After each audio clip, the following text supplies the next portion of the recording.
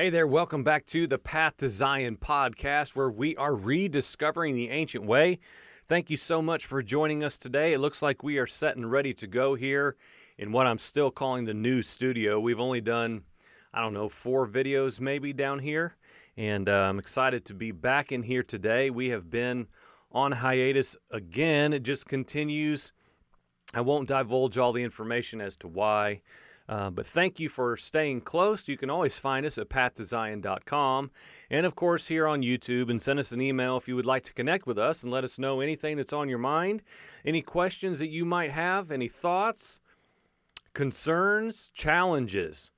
What's the Lord saying? What's the Spirit saying to you and to your group of people, your family, wherever you live in the world? You can always send us an email, pathtoZionPodcast@gmail.com. We're going to get right into today. This is going to be a several-part series, but I did want to let you know that tomorrow we will be in Knoxville, Tennessee. And as of right now, I've got an interview scheduled with Shiloh Ben-Hod from Israel. He is doing an American tour with several other individuals that do music over there with him. And I'm really excited about it. I'm a little bit nervous. I have not done interviews for a very long time. This is just a different dynamic just by myself.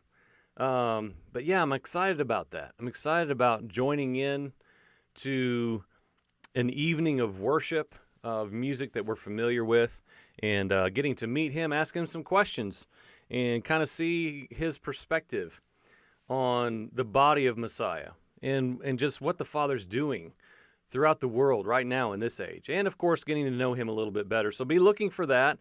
By the time these start posting, the interview will probably be either ongoing or past tense.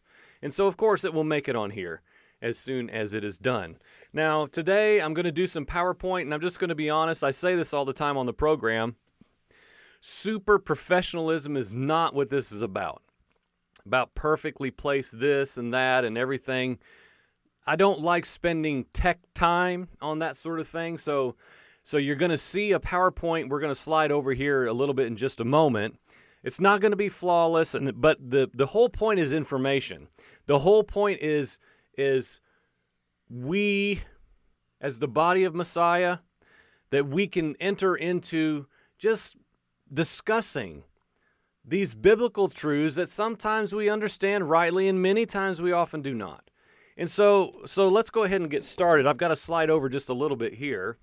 And what we're going to do is we're going to add this little screenshot here. And today is obviously on the screen. We're going to have, again, this will be multi-parts. I'm thinking probably 2 or 3. And we're going to discuss that we have an altar. And we're going to talk about the biblical understanding of an altar.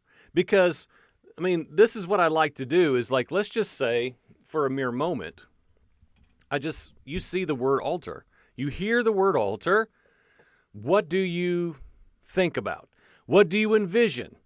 And so let's just do that for a second. I'll just say altar. What comes to mind when you saw this screen pop up? What is a rightful understanding of altar? And then what we're going to do is we're going to take what maybe we think it is, and we're going to parallel it with the scriptures. Now, this is going to be very topical, as I always say with many of these studies, that, man, there are levels and levels, floors and floors of places we could go. We're just going to stay at the surface. We're going to kind of breeze through some things. Now, I do have some very interesting scriptures we're going to talk about. If you remember back, I did a series about the man of God and the old prophet, and all the different nuances that were within that text and that account that we're told. Now they made their way into this study as well. I shared this a couple months ago with a small gathering of people, and sparked some really good conversation and really good questions in myself, of course, as I compiled it, and even more since then about my own understanding of an altar. And this word altar, for the most part, we're going to be in the Old Testament. And this word altar is mizbeach in Hebrew. And it occurs best I can tell, 402 times in 338 verses in the Hebrew Concordance. Okay, so that's a pretty good amount of times. 402, it's a pretty good number. And again, we're going to primarily stick into the Old Testament text. We will get into a little bit New Testament, hence the name, we have an altar. Now, an altar, we're going to talk a little bit about what it is and a little bit about what it is not. It's very important.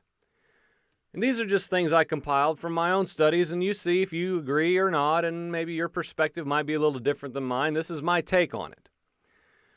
I would say that biblically speaking, because again, that's really the only understanding we need, it is a tangible reaction and a response. Now, this I want to drive home in this series. I want to be crystal clear that one of the main points within this study is what an altar's purpose is when we're talking about an altar for Yahweh Elohim. Now, we're going to get into the specifics of a general altar to unknown gods, to little e Elohim. Those exist as well. And we're going to have to signify and kind of, separate those out. But this one specifically is a tangible reaction and a response, a signifier, of man's receiving something from Yahweh. Man, we're going to drive this home. I don't want to be redundant right out of the gate, but we've got to get in our understanding that the purpose of a biblical altar to Yahweh is a response, a reaction to something He's already done, something He's already accomplished on our behalf, something He has already done and initiated on His own. Okay? It is a memorial marking a designated area where Yahweh spoke to man.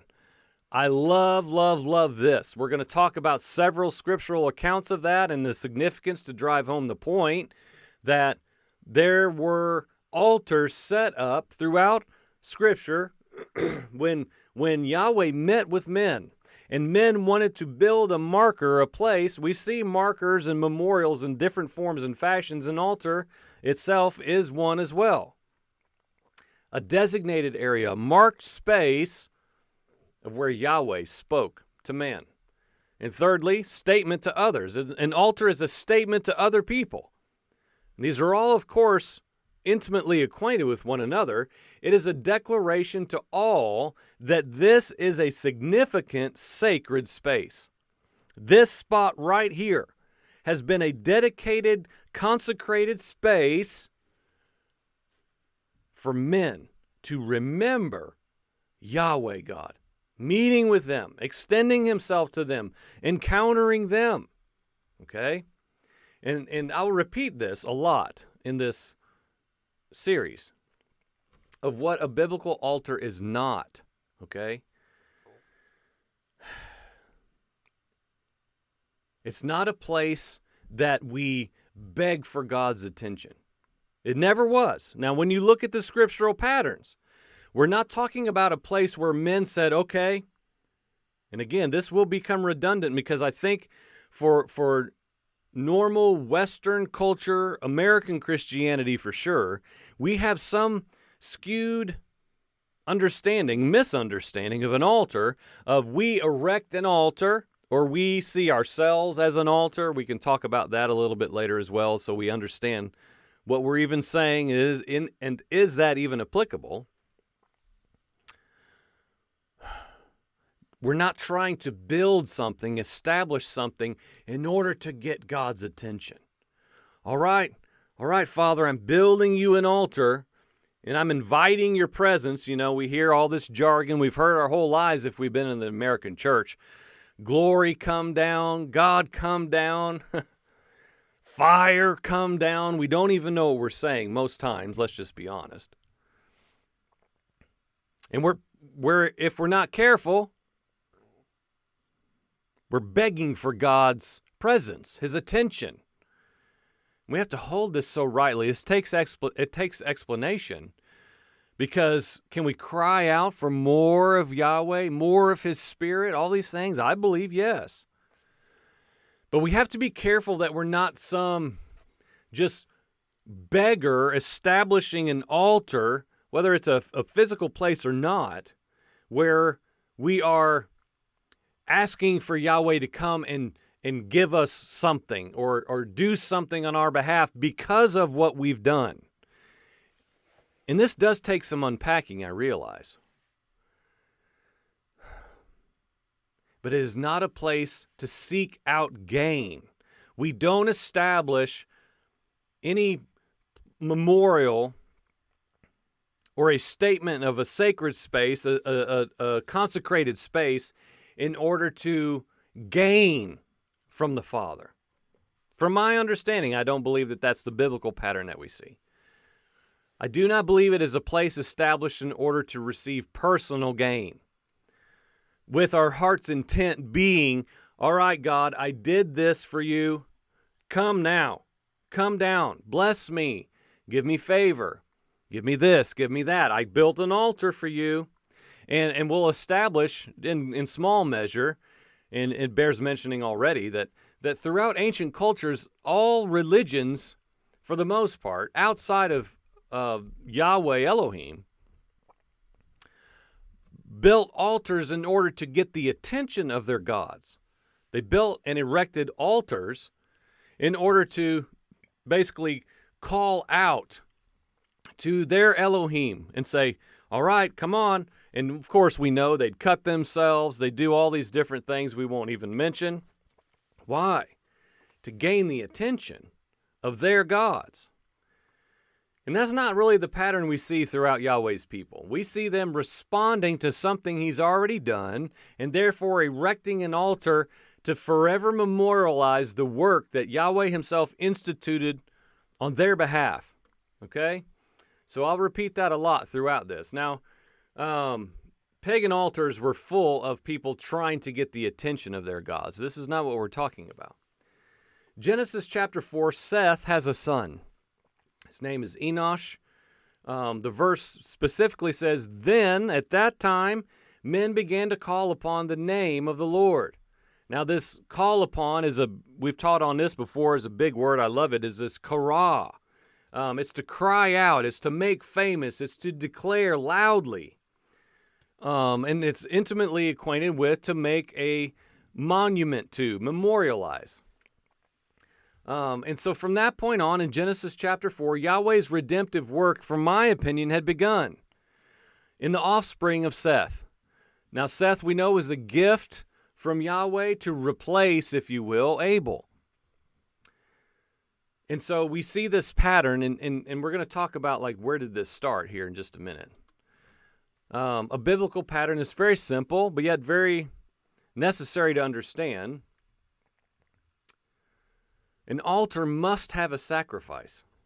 It's a fascinating biblical pattern. Now, it cannot be an altar without one. It can't be.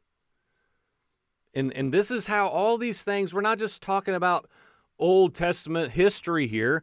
All these things, as we always talk about here, that the new covenant is the old on our heart. That's the newness that Yeshua brought, is the same old covenant law on tablets of stone, now through mediator Messiah come and are now written upon the hearts of men. It's the prophesied new covenant. And so on that side, we have to filter all these things about understanding an altar and who we are, what we're doing, why we're here, why we exist post-regeneration, salvation. We are being saved and we will be saved. I was not saved, marked forever, untouchable. I am being saved. I'm being sanctified as well into the image and likeness of the Son. But there has to be a sacrifice to make an altar an altar. You cannot just erect a pile of stone and call it an altar unless there is a sacrifice. That is a biblically clear pattern from what I have found and from what I know. If there are exceptions, I would love to know, and then we can kind of filter that, insert that into what we're discussing. But from my understanding, you cannot have an altar without a sacrifice. Now, it's debatable when we want to say the first altar was established and built by men. We know that Cain and Abel, I think it's in Genesis 4, we know that they're bringing offerings to Yahweh. We know that. We know that they're bringing offerings to Yahweh. And so, again, in the text that I read, in the versions that I have, and there's so many I'm coming into that I realize are much more accurate, I'm sure. The first place that I can find, let's put it this way, is in Genesis chapter 8, where we're told word for word, line by line, that an altar was erected. Now, I'm not saying that there wasn't one for Cain and Abel, because that's an easy thing to explain and understand and give ourselves to. And this isn't about like stamping doctrinal fact as far as like, well, when exactly was that's really not the point. The point is that altars came onto the scene. We're going to talk about some speculation about maybe where, just speculative alone, and using some extra biblical text as well. But the first altar clearly recorded, is the one erected by Noah. And why? Because he responds to a pretty awesome move of God in his life. Would you not say? I mean, we won't even go into that, but I mean, imagine on the other side of the flood, okay? Just imagine that, okay? Imagine that you are Noah, and your family is on the ark, and you have watched the destruction of the entire earth, okay? Whether you think the earth is a triangle, a square, or a heliocentric base globe, imagine that you, yourself, and your family were the only ones spared out of all living beings, except for what was on the ark with him, living beings, but the only human beings left on the populated earth. Now, when everything clears and the ark begins to settle and the dove is gone and all these things are transpired and they exit the ark of safety, the ark of deliverance, Noah understandably builds an altar. Now, y'all think about this, okay? To establish the understanding of why an altar exists and what it is.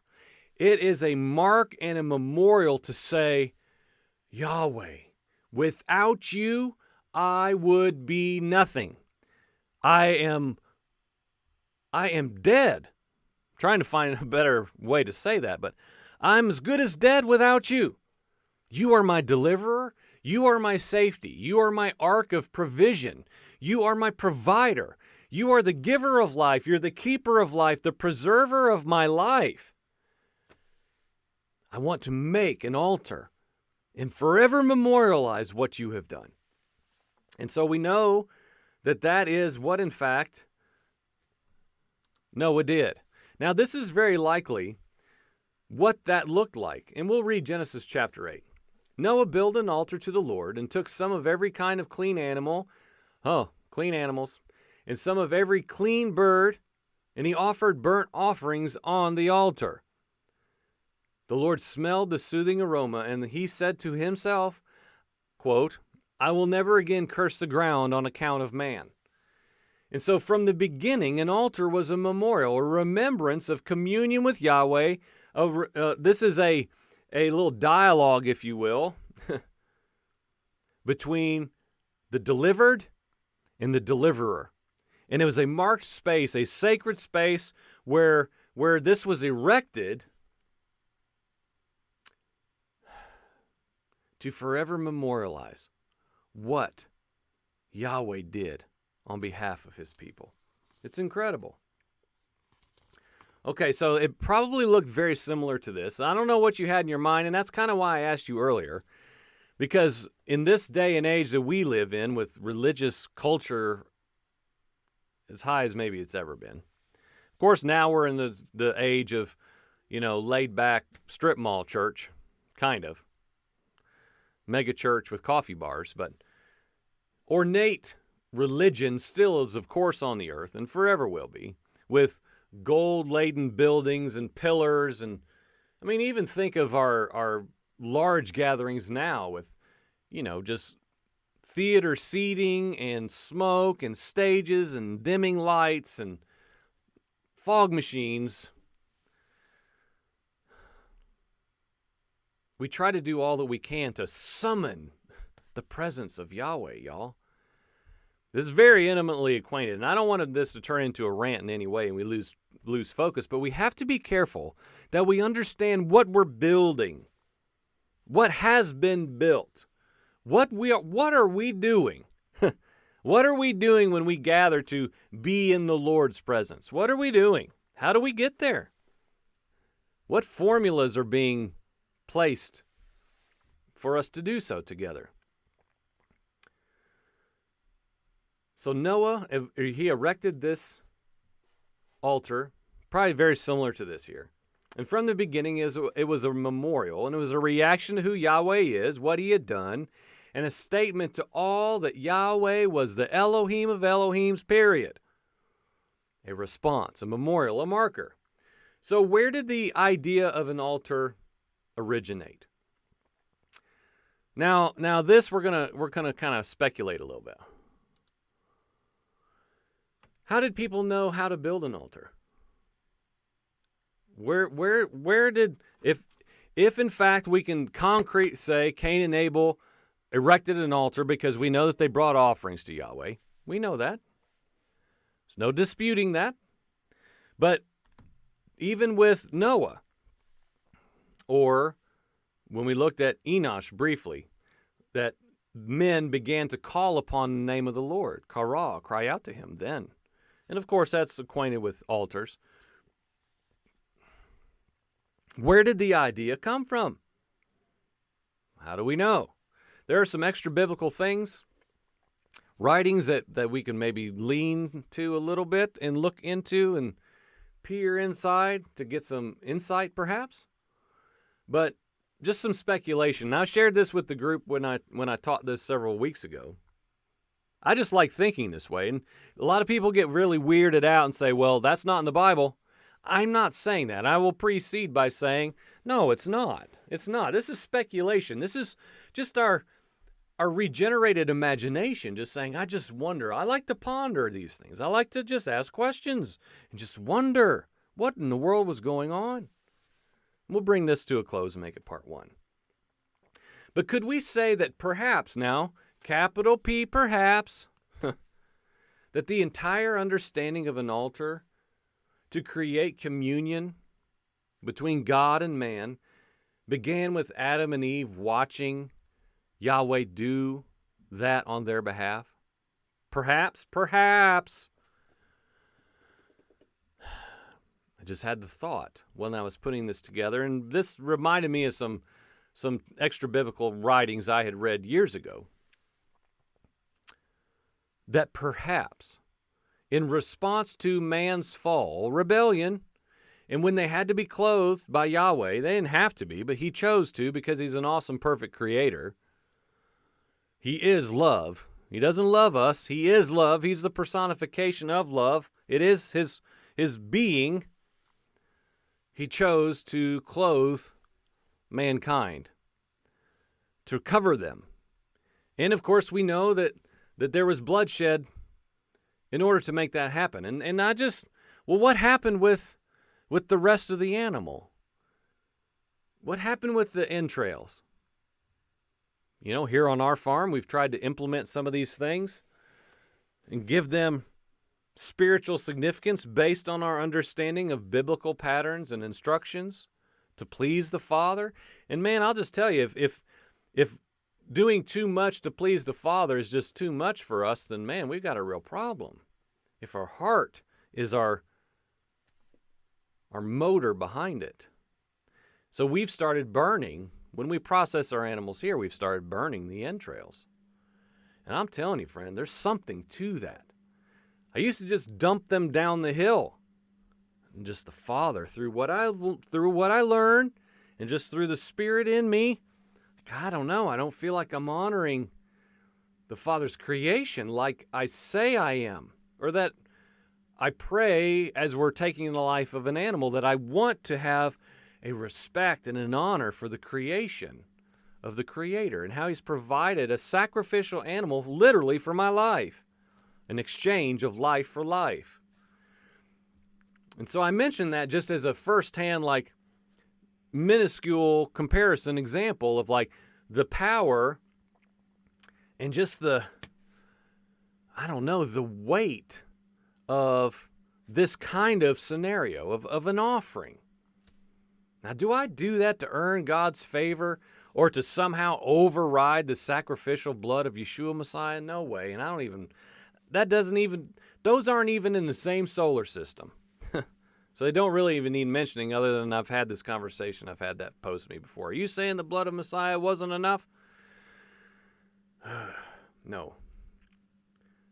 But can we imagine or use extra biblical texts in any way to show perhaps that the first altar was built by Yahweh Himself in order to restore communion with mankind? And again, in His clothing of them, in the bloodshed that it took to do so. If the first altar was built by Yahweh, then by design, it has to demand the best. Okay? And we know that through the sacrificial system, it had to be a flawless animal, no blemishes. The sacrificial lambs at Migdal Edar, which is Bethlehem, where Yeshua the Messiah, the perfect slain lamb sacrificed son, was birthed alongside the sacrificial lambs there. Why? Pure, spotless, blameless, no blemish, perfect for sacrifice. So is it possible that to make clothing to cover Adam and Eve, the entire animal, in giving its life, it had to give its entire life? What about the rest of the animal? Was there any altar erected? Perhaps a pattern was instated there. Because the sacrifice demands the entire animal. And the skin, we know, was used to clothe the first fallen human beings. It's just a speculative thought to ponder on.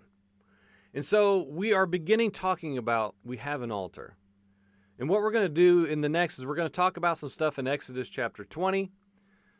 We're going to drive home a little bit more through some other verses about how it's a response, and we're going to look at Abraham, Noah a little bit more, some pointings to Yeshua, using Scripture to talk about, we're going to talk about the plains of Moreh and the terebinth trees. And this is where the man of God and the old prophet story gets interwoven into this.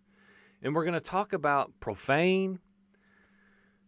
And all this is going to just steamroll and culminate into we have an altar, a biblical promise. And friends, I just want to challenge you to understand the not the Old Testament understanding alone of a consecrated holy space. And now I'm just magically in Jesus. I'm always holy. I'm always sacred. What if there's more? What if there's more? More of an understanding that is followed through the timeline of history for us to learn today, to glean from. And so we are talking about the biblical understanding of an altar. Come back for part 2, won't you? This is the Path to Zion podcast. We're rediscovering the ancient way. A lot of things that have been lost have not made it to us. Plain and simple. It's okay. We can all be mad and angry and bitter forever, but you know what? Let's move past. Let's just become learned men who study to show themselves approved. Again, pathtozion.com is where you can find all these broadcasts in audio form. Thank you for watching. Have a great day. Come back for part 2, won't you? Amen.